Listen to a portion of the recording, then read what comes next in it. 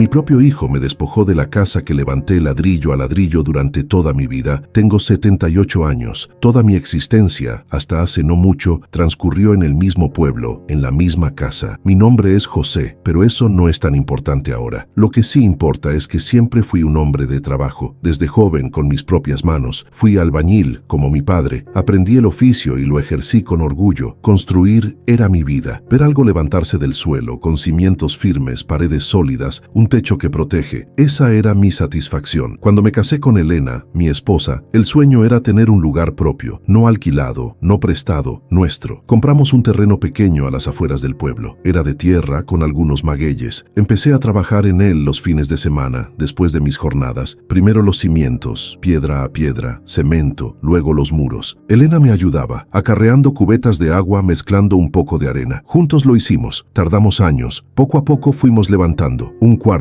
luego otro. Un baño sencillo, una cocina. Cada ladrillo tenía un pedazo de nuestro esfuerzo, de nuestro sudor. Cuando nació nuestro hijo Ricardo, la casa ya estaba casi terminada. Faltaban detalles, claro, pero era funcional, era nuestro hogar. Ricardo creció ahí, luego llegaron sus hermanos, mis hijas. Pero Ricardo, al ser el mayor, siempre tuvo un lugar especial. Lo enseñamos a valorar el trabajo, a ser honesto. Siempre le dije que esa casa era su herencia, la herencia de todos, el fruto de la dedicación. Él asintió muchas veces. Ricardo nunca fue un estudiante brillante, pero era vivaracho, con chispa. Cuando terminó la secundaria, no quiso seguir estudiando. Dijo que quería trabajar, aprender un oficio. Yo le ofrecí que trabajara conmigo en la albañilería. Aprendió rápido, era fuerte. Parecía que seguiría mis pasos. Me sentía orgulloso. Mi hijo y yo construyendo juntos, compartiendo el almuerzo en las obras, hablando de planos, de materiales. Con los años, el negocio de la construcción en el pueblo fue creciendo. Ricardo se encargó de más cosas. Era bueno para hablar con la gente, para organizar a los peones. Yo me iba haciendo viejo, las rodillas dolían, la espalda se cansaba. Poco a poco le fui cediendo las riendas. Él era el que llevaba las cuentas, el que firmaba los contratos. Yo confiaba plenamente. Era mi hijo, mi sangre. ¿Quién más podría querer mi bien? Elena enfermó, un mal largo que la fue consumiendo. Los últimos años fueron difíciles. Necesitaba cuidados constantes. Los ahorros que teníamos se fueron en médicos, medicinas. Yo estaba dedicado a ella, a su comodidad, a que no sufriera. Ricardo se encargó de todo lo demás, de los gastos de la casa, de los pagos. Yo le di mi tarjeta, le di acceso a mis cuentas. No lo pensé dos veces, era lo natural. Confía en tu hijo. Siempre me lo dijeron. Cuando Elena se fue, la casa se sintió vacía. Un silencio pesado que antes no estaba. Mis hijas ya estaban casadas, vivían en otros pueblos. Venían a verme los fines de semana. Ricardo se quedó soltero, vivía con nosotros. Después de la muerte de su madre, se siguió quedando. Me sentía acompañado, en cierto modo. Él era mi vínculo más cercano. Las cosas empezaron a cambiar de forma sutil. Ricardo empezó a hablar más de arreglos en la casa. Hay que impermeabilizar, papá. Hay que cambiar el calentador. El techo necesita esto, lo otro. Yo le decía que sí, que hiciera lo que creyera conveniente. Yo ya no tenía la energía para meterme en esos detalles. Él se encargaba de todo. Decía que él pagaba, que no me preocupara. Yo sentía un alivio, en el fondo, un peso menos. Un día me pidió que firmara unos papeles. Dijo que eran para regularizar la propiedad, que siempre había estado a mi nombre, pero que con la muerte de Elena había que actualizar los documentos para evitar problemas a futuro. Es por tu bien, papá, y por el de todos. Lo dijo con esa voz suya, segura, convincente. Hablaba de notarios, de trámites, de la burocracia. Yo ya no veía bien las letras pequeñas. Confié, no leí con detalle, solo firmé donde me indicó. Varias veces, eran muchos papeles. Pensé que era lo normal. Es lo que se hace cuando hay que arreglar algo de papeles, ¿no? Después de eso, Ricardo se volvió un poco más distante. Salía más. Siempre estaba ocupado con el trabajo. Yo me quedaba solo en la casa la mayor parte del día. Mis hijas me llamaban, me visitaban, me preguntaban por Ricardo, por la casa. Yo les decía que todo estaba bien, que Ricardo se estaba haciendo cargo de todo. Una tarde llegó una carta del ayuntamiento, un aviso de pago de impuestos, pero no era el recibo usual. Era un documento diferente, una notificación. Decía algo de un cambio de propietario. No entendí bien. Se lo enseñé a Ricardo. Él le echó un vistazo rápido. Se encogió de hombros. Ah, es un error, papá. Luego voy a aclarar. Sabes cómo son en el ayuntamiento. Y la puso a un lado. No le di importancia. Él se encargaría. Pero la semilla de la duda ya estaba ahí. Pequeña, apenas perceptible. Una inquietud. Días después, mi hija menor, Laura, vino a visitarme. Estaba preocupada. Dijo que había oído rumores en el pueblo, que la casa estaba a nombre de Ricardo. Yo me reí. ¿Cómo crees? es, mija. Tu hermano me ayuda con los papeles, pero la casa es nuestra, es de todos. Ella insistió. Me pidió que buscara los papeles que había firmado. Yo no sabía dónde estaban. Ricardo los había guardado todos. Ella insistió en ir a la notaría. Con un poco de renuencia, acepté. No quería pensar mal de mi hijo. La notaria, una mujer joven que no conocía, nos atendió. Mi hija le explicó que yo era el dueño, que quería revisar la situación de la propiedad. La notaria revisó sus archivos. Se tomó su tiempo. Luego nos miró con seriedad. Señor José, la propiedad está inscrita a nombre de su hijo, Ricardo Pérez González, desde hace 2 años. Sentí un frío que me recorrió desde los pies hasta la cabeza. Era como si me hubieran vaciado por dentro. No sentí rabia, no sentí dolor, solo un vacío inmenso. Mi hija, a mi lado, soltó un jadeo. Yo me mantuve en silencio. La notaria explicó los detalles, las fechas, el tipo de documento. Era una donación. Yo, supuestamente, le había donado la casa a Ricardo, con mi firma. Era uno de los papeles que me había pedido firmar. Salimos de la notaría y el sol me pareció más brillante, el ruido del pueblo más lejano. Mi hija, Laura, trataba de hablarme, de consolarme. Yo no podía responder. Caminé de regreso a la casa en silencio. La casa que yo mismo había construido, ladrillo a ladrillo. Cada uno de ellos un recuerdo. Y ahora no era mía, era de Ricardo. Él me la había quitado con una pluma. Cuando Ricardo regresó esa tarde, lo esperé sentado en la sala. La misma sala donde él había jugado de niño, donde Elena y yo habíamos compartido tantos momentos. Mis hijas ya estaban conmigo. Habían venido de sus casas. Hablamos en voz baja. Yo fui directo. Ricardo, ¿por qué hiciste esto? Él nos miró, primero sorprendido, luego con una expresión dura. No negó nada, no se disculpó. Papá, yo lo hice por tu bien, para que no tuvieras problemas con la herencia después. Es lo más práctico. Así nadie tiene que lidiar con papeles. Su voz era firme, carente de emoción. Mi hija Laura le reprochó. Le preguntó cómo podía haber hecho algo así a su propio padre, a su propia familia. Él se mantuvo impasible. La casa es de quien se encarga de ella. Yo he pagado todos estos años. Yo me he hecho cargo de todo. Esa fue su justificación. Una explicación fría, calculada. No había arrepentimiento en sus ojos, solo una especie de lógica torcida. Él lo había planeado. Con la excusa de ayudarme, de simplificar las cosas, se había apropiado de lo que era nuestro. Mis hijas intentaron intervenir. Hablaron con abogados, pero los papeles eran claros. Mi firma estaba ahí. La donación era legal. Yo lo había hecho. No había nada que hacer. La casa era de Ricardo. Yo seguía viviendo ahí, claro. Él no me echó, pero ya no era mi casa. Era su casa. Yo era un invitado, un huésped. Los muebles, las fotos en la pared, el jardín que yo había cuidado durante décadas, todo era de él. El silencio se instaló entre nosotros. Él seguía viviendo bajo el mismo techo, pero la distancia era abismal. Se había roto algo irreparable, algo que va más allá de un trozo de papel o de un pedazo de tierra. Él seguía con su vida, con su trabajo. Yo me quedaba en la casa, viendo pasar las horas. Los recuerdos eran ahora una carga más pesada. Cada rincón me recordaba el esfuerzo, la ilusión, el amor que le habíamos puesto. Y ahora todo eso había sido vaciado, despojado de su verdadero significado. Mis hijas me visitan con regularidad. Me llevan a sus casas por temporadas, pero siempre regreso. Esta es la única casa que he conocido, aunque ahora sé que no es mía. La vida sigue, los días se hacen más largos y el silencio cada vez más profundo.